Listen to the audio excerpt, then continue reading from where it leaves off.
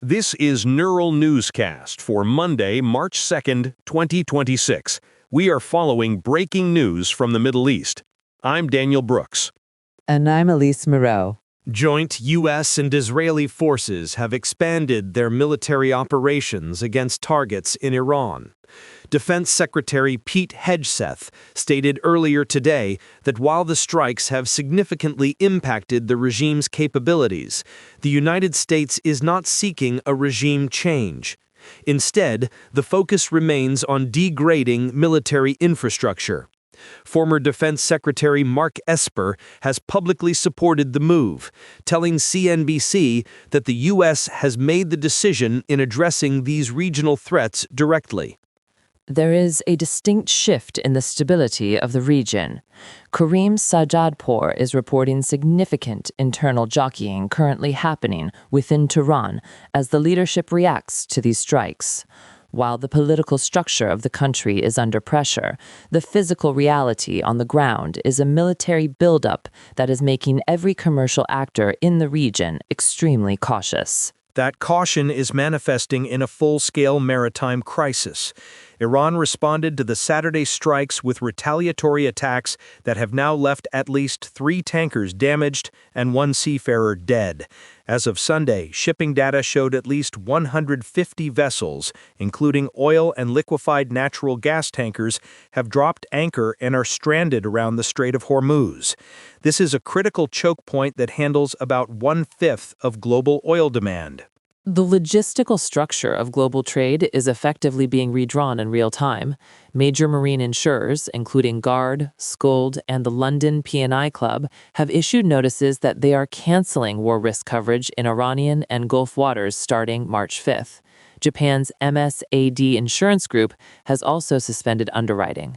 Without insurance, these vessels are essentially paralyzed, creating a massive bottleneck in the Persian and Arabian Gulf. Dylan Mortimer from Marsh estimates that even if cover is reinstated, near-term rate increases for hull insurance could jump as much as 50%. We are already seeing ship owners deterring vessels from entering the region. This is forcing a scramble for alternative supplies from the U.S. and West Africa, which involves much longer voyages and higher costs. The global economy is looking increasingly volatile. Global oil prices spiked 9% today, and the costs of shipping oil from the Middle East to Asia are at 6-year highs. The benchmark rate for hiring a very large crude carrier on the key route to China has nearly tripled since the start of 2026.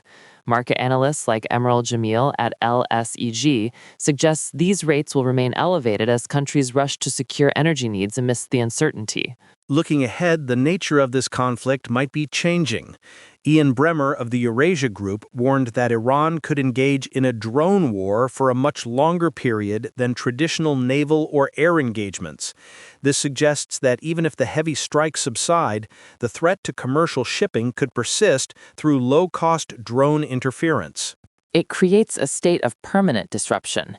If the Strait of Hormuz remains a high-risk zone, the design of global energy distribution has to change fundamentally. We are seeing a move away from the efficiency of these established routes toward a more fragmented and defensive posture for global shipping. The situation remains fluid, with military officials and market analysts monitoring Tehran's next move closely. For now, the focus is on the March 5th insurance deadline and the 150 ships still waiting for safe passage. From Neural Newscast, I'm Daniel Brooks. And I'm Elise Moreau. Neural Newscast is AI-assisted, human-reviewed.